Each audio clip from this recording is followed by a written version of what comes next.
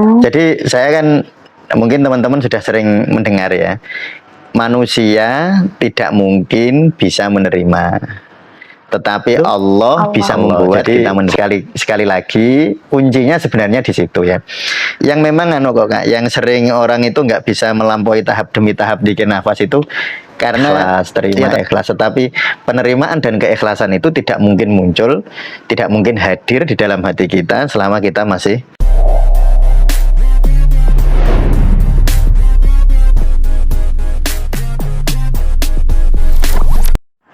Assalamualaikum warahmatullahi wabarakatuh. Waalaikumsalam warahmatullahi wabarakatuh. Bismillah, alhamdulillah, Allahumma sholli wa sallim ala sayyidina Rasulillah Muhammad ibni Abdillah. Teman-teman semua, jumpa lagi di Q&A ya. Kita akan menjawab pertanyaan-pertanyaan dari teman-teman sufi semua, baik yang bertanya lewat komentar YouTube maupun lewat WA admin Tasawuf Indonesia. Ada beberapa pertanyaan yang akan saya jawab ya. Terima kasih nanti yang sudah bertanya. Saya ditemani oleh anak saya, Kak Nasra. Silahkan, ada pertanyaan apa, Kak? Oke. Jadi pertanyaan yang pertama nih ya. Ya. Dari @edi Suryanto 8564. Ya. Badhe tanglet Abah Yai, seberapa penting robitoh kepada guru untuk perjalanan pulang atau spiritual? Ya, sangat penting, tapi sebenarnya gini ya, kalau menghormati guru, yaitu mutlak kewajiban. Tetapi kalau dimaknani bahwa seseorang itu bisa sampai kepada Allah harus melalui guru, harus ya, ada kata-kata harus, itu tidak. Jadi tidak mutlak, tidak mutlak, tetapi menghormati guru. Kalau memang misalnya punya guru ya, itu kewajiban, nggak bisa nggak bisa dinyang. Dinyang itu bahasa Indonesianya apa? Nggak bisa ya itu nggak bisa nggak bisa dinyang ya, nggak bisa ditawar.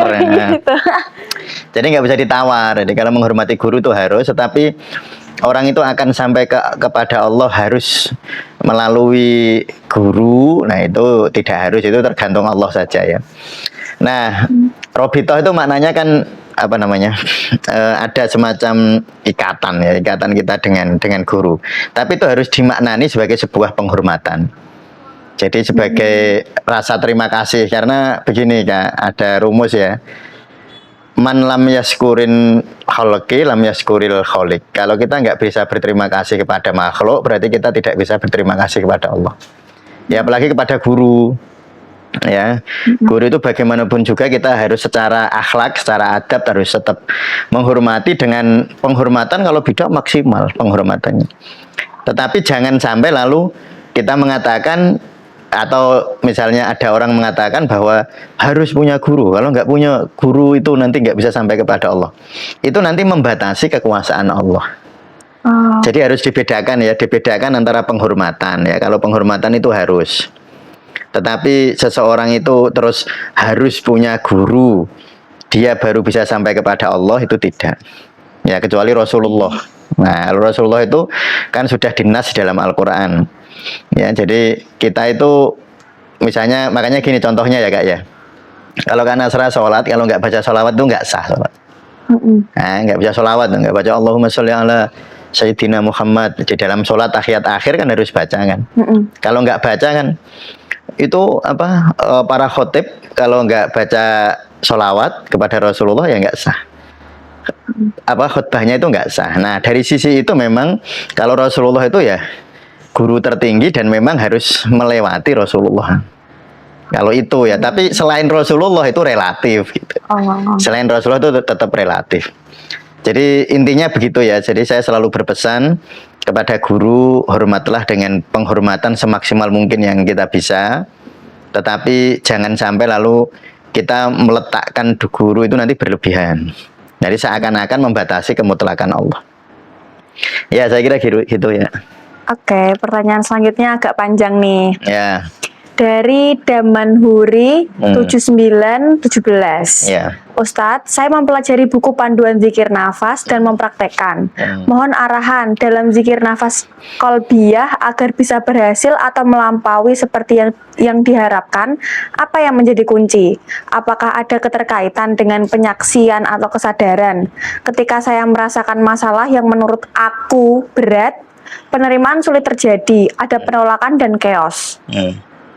Udah. Oh gitu ya. Jadi gini, intinya sebenarnya kita harus menyadari ya Kak ya, bahwa orang itu nggak bisa menerima kalau nggak ditolong Allah. Itu kuncinya, kesadaran. Jadi yang menerima itu bukan ego kita, bukan rasa aku. Aku itu ego gitu loh. Jadi saya kan, mungkin teman-teman sudah sering mendengar ya, manusia tidak mungkin bisa menerima, tetapi Allah bisa membuat kita menerima. Nah itu kuncinya. Jadi bukan ini, sebenarnya manusia itu bisa menerima itu kan. Nah, saya gini dulu, mungkin teman-teman ada yang bingung. Jadi zikir nafas, Kak Mas Awan jangan anu ya. Jadi zikir nafas itu kan ada 5 level. Satu jasadiah, ini biar yang lain mudeng. Yang kedua zikir nafas kolbiyah, yang ketiga zikir nafas jasadiah, terus kolbiyah, lalu ada zikir nafas nafsiyah, lalu ada zikir nafas ruhiyah, lalu ada zikir nafas fana. Nah, zikir nafas kolbiyah itu begini. Zikir nafas kolbiyah itu adalah latihan menerima. Jadi waktu tarik nafas menerima, menghembuskan nafas ikhlas. Tarik nafas menerima, menghembuskan nafas ikhlas. Sebenarnya begitu. Itu zikir nafas kolbiyah ya. Nah, tetapi kita harus selalu sadari bahwa sesungguhnya kamu itu nggak bisa menerima kalau nggak ditolong Allah. Kan tadi kan tarik nafas menerima, menghembuskan nafas ikhlas. Tapi kamu nggak bisa ikhlas kalau nggak ditolong Allah. Makanya di dalam Al-Quran itu Allah itu nyebut Nabi Yusuf, innahu minna ibadinal mukhlasin. Bukan mukhlisin. Kalau mukhlisin itu aktif Kak. Jadi orang yang ikhlas. Tapi kalau mukhlasin itu orang yang diikhlaskan. Yang mengikhlaskan itu Allah gitu. Jadi bukan, misalnya Kak Nasra ikhlas itu bukan karena Kak Nasra hebat. Kak Nasra bisa ikhlas karena Allah membuat kamu ikhlas gitu. Nah itu disadari kayak gitu ya. Selama kita masih merasa aku yang bisa mengikhlaskan diriku, aku yang bisa menerima, ya nggak bisa. Karena sebenarnya tadi kalau di dalam Al-Quran itu Allah bahkan menyebut Nabi Yusuf itu disebut innahu minna ibadinal mukhlasin. Nabi Yusuf itu termasuk hambaku yang aku buat ikhlas. Nah, jadi kalau Kak Nasra ikhlas lalu merasa aku yang ikhlas berarti sombong. Aku ini ikhlas, wah aku ikhlas. Padahal yang membuat ikhlas itu Allah. Jadi sekali lagi kuncinya sebenarnya di situ ya. Yang memang Kak, yang sering orang itu nggak bisa melampaui tahap demi tahap zikir nafas itu karena ya tentu ini hal yang sangat manusiawi ya. Tetapi saya perlu sampaikan ini sebagai sebuah ilmu bahwa selama kita waktu zikir nafas kita merasa yang berzikir itu untuk melampaui terutama di zikir nafas kolbiyah menuju ke zikir nafas nafsiyah, apalagi dari zikir nafsiyah menuju ke zikir nafas ruhiyah, apalagi dari zikir nafas ruhiyah ke zikir nafas fana, itu kalau masih merasa aku mustahil bisa. Jadi yang harus kuncinya kan ini nanya kunci ya tadi, ya kan, nanya kuncinya. Jadi kuncinya jangan merasa bisa. Nah kita ini ya cuma mengharap, bisa berharap ya Allah saya terima ikhlas, tetapi penerimaan dan keikhlasan itu tidak mungkin muncul, tidak mungkin hadir di dalam hati kita selama kita masih merasa bisa ikhlas. Kita itu nggak bisa ikhlas, tapi Allah bisa membuat kita ikhlas.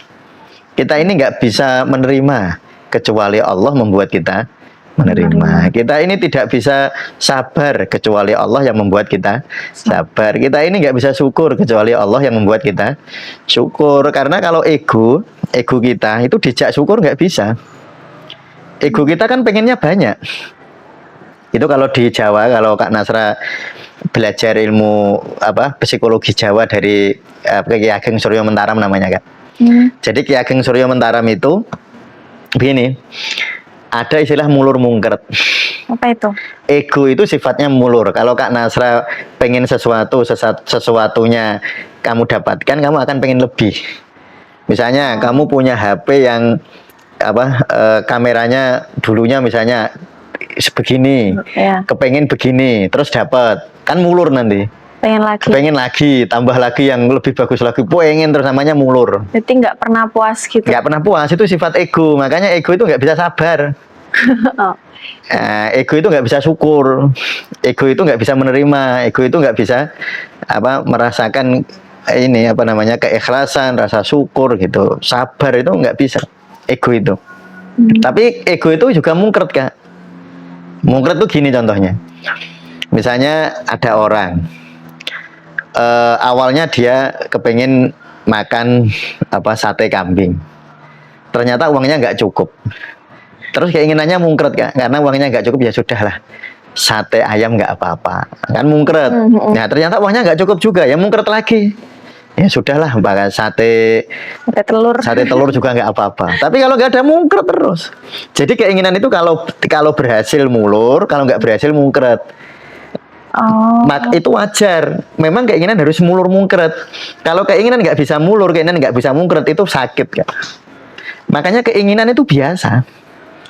Jadi Kak Nasra, misalnya IP-nya sekian, nah, lalu kan pengen nambah kan? Ya, pengen. Itu biasa dan itu wajar gitu. Karena memang sifat ego itu begitu. Kalau nggak mulur malah repot. Nah, tapi keinginan juga harus bisa mungkret, ya. Harus bisa mulur, harus bisa mungkret.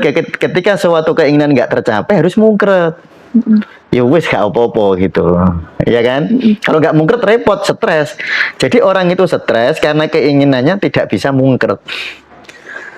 Nah, jadi keinginan itu harus mulur, harus bisa mulur. Kalau nggak mulur nanti dia nggak bisa motivasi, nggak punya motivasi. Kalau nggak bisa mungkret, dia nanti putus asa atau jengkel atau stres gitu. Jadi kalau orang nggak, ya saya ulang ya, kalau keinginan nggak mulur, nanti orangnya nggak punya motivasi, hidupnya stagnan. Tapi kalau keinginan nggak bisa mungkret, nanti akhirnya stres. Nah, jadi keinginan itu harus mulur mungkret. Nah, makanya itu sebenarnya saya mau cerita bahwa sabar, syukur, terus termasuk ini latihan zikir nafas, mau melampaui zikir nafas kolbiyah menuju ke zikir nafas nafsiyah. Kuncinya tidak boleh merasa bisa. Yang bisa membuat kita itu sabar, yang bisa membuat kita itu menerima, yang bisa membuat kita itu syukur itu Allah. Ya, jadi saya kan sering berpesan kalau sholat itu selalu dihayati, inna sholati wa nusuki wa mahyaya wa mamati lillahi rabbil alamin. Bahkan sholat kita, ibadah kita, hidup mati kita itu punyanya Allah, bukan punya kita. Kita itu hanya merasa punya, hanya merasa punya. Jadi makanya Kak Nasra juga harus memahami hal-hal semacam itu ya. Jadi kalau Kak Nasra misalnya IP-nya sekian, bagus, menurut Kak Nasra bagus, harus sadar itu dari Allah. Nah, misalnya IP-nya kurang bagus, ya harus sadar dari Allah juga. Nah, ya gitu ya. Untuk yang kedua ya, silahkan yang ketiga. Pertanyaan ketiga dari Mudrikah Tolib. Ini iya atau sudah nggak usah dibaca, nggak apa-apa ya. Itu ya. Alhamdulillah bisa menyimak. Pak, mau tanya tentang zikir nafas yang banyak ragamnya. Ada tarik nafas, hembus nafas 4 detik. Ada tarik dan hembus diantaranya ditahan 1 detik. Ada zikir la ilaha illallah. Ada lagi tongkat Musa. Itu semuanya harus dipraktekkan semua atau bagaimana, Pak? Maaf, terima kasih. Oh, itu nggak harus, nggak kewajiban. Mau nggak zikir nafas juga nggak apa-apa. Ya cuma kalau mau latihan. Jadi ini jangan dimasukkan ke konteks syariat ya. Seakan-akan zikir nafas itu baru ini diharuskan kayak sholat kayak itu. Kalau itu namanya syariat agama. Zikir nafas itu metode saja, metode untuk merasakan zikir gitu loh ya. Jadi saya ulang ya. Jadi zikir nafas itu cara latihan merasakan zikir. Jadi jangan dimasukkan ke syariat. Latihan. Jadi kalau orang latihan khusyuk, latihan kan ada orang latihan sholat khusyuk itu ada kan? Latihan sholat khusyuk ada latihan. Jadi zikir nafas sebenarnya latihan merasakan zikir. Nah tadi pertanyaannya kan banyak ragamnya memang ya. Sebenarnya sudah terstruktur sih Kak kalau zikir nafas di kita itu. Makanya kita itu kan sebenarnya mulai besok itu tanggal 14 itu kan sudah mulai ada latihan kepekaan energi zikir. Itu macam-macam. Jadi sebenarnya di channel Tasawuf Indonesia kan banyak itu latihan nafas, itu banyak. Nah itu memang tidak urut ini ya, tidak ibarat jalan itu tidak urut karena saya menyesuaikan dengan tema tertentu. Tetapi sebenarnya ada urutannya.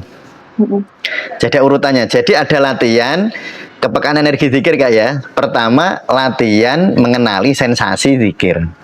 Latihan. Jadi ini bukan syariat zikir tapi latihan. Jadi misalnya, oh kalau saya zikir la ilaha illallah itu rasanya kayak gini.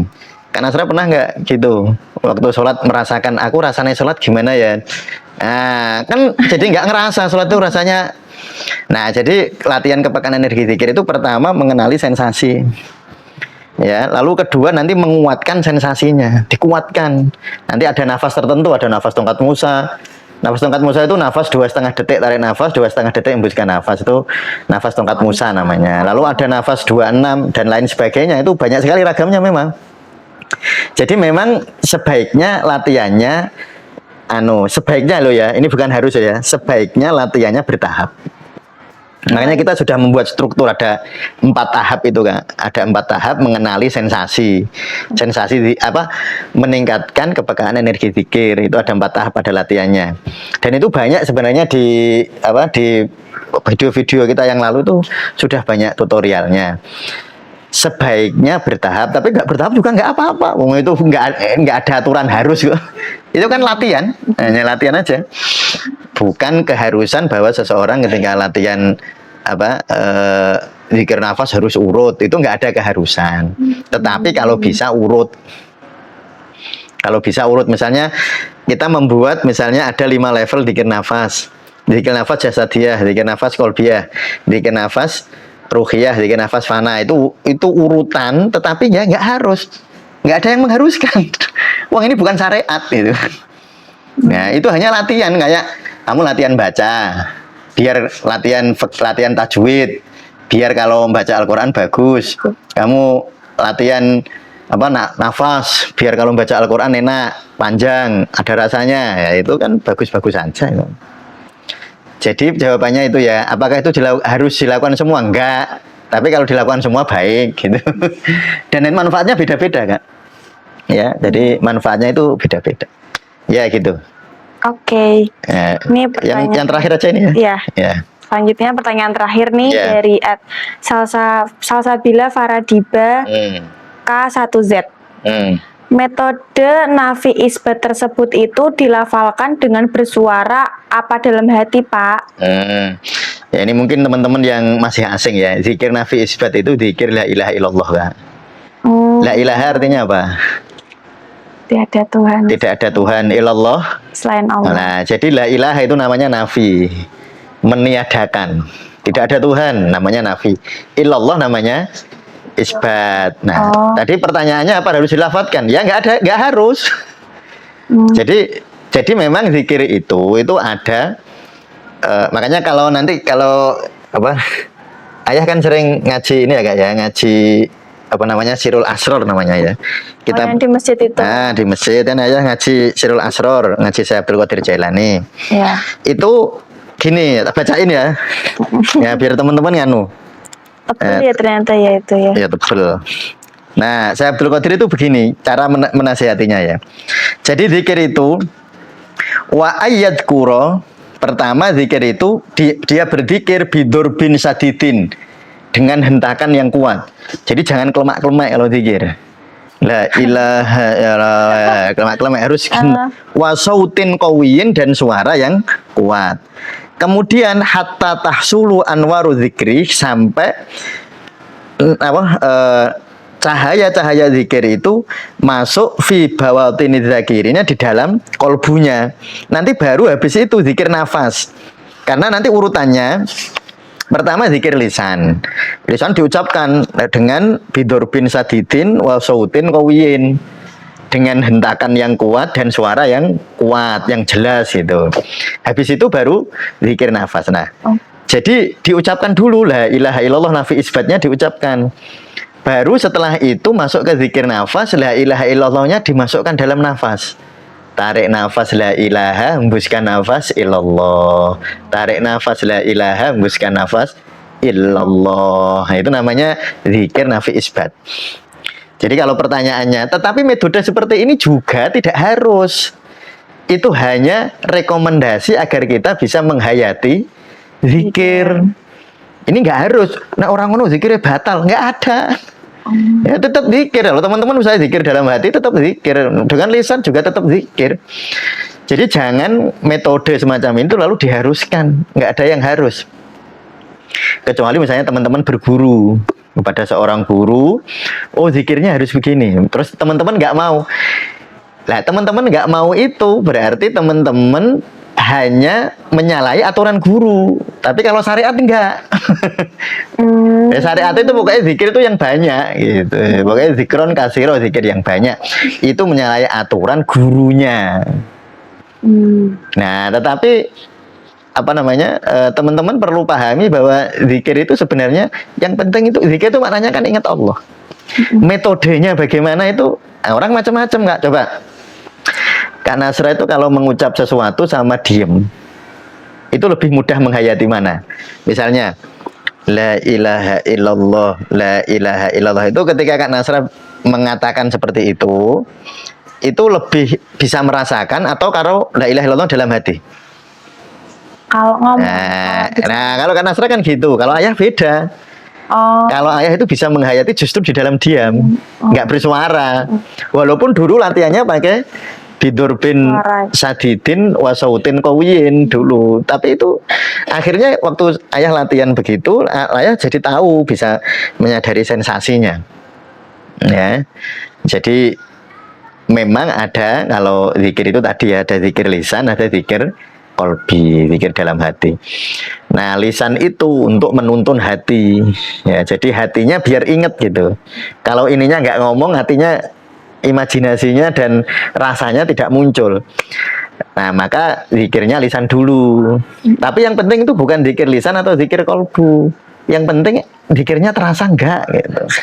Nah, kan gitu. Yang penting kan zikirnya terasa enggak, terasa nyaman tidak kan. Zikir itu ala bi dzikrillahi tatmainul qulub. Syaratnya zikir itu kalau orang zikir itu hatinya tentram. Nah, mana? Rasa terserah. Jadi zikir harus banter, zikir harus dalam hati, nggak ada yang harus. Yang harus itu zikir, ingat Allah. Ya, saya kira gitu. Ya, sudah ada 4 pertanyaan yang saya jawab. Terima kasih teman-teman. Jika teman-teman ingin menanyakan lebih lanjut tentang podcast yang sudah kita sampaikan, yang sudah kita share, silahkan teman-teman bertanya di kolom komentar. Mohon maaf jika semuanya tidak bisa terjawab, tapi kita berusaha betul untuk menjawab terutama pertanyaan-pertanyaan yang menurut kita penting untuk dijawab. Ya, bukan berarti yang lain nggak penting sih. Mungkin saya nggak ngelihat aja gitu. Ya, nggak lihat aja. Ya, saya kira terima kasih, cukup sekian. Terima kasih Kak Nasra, terima kasih Mas Andri. Assalamualaikum warahmatullahi wabarakatuh. Waalaikumsalam warahmatullahi wabarakatuh.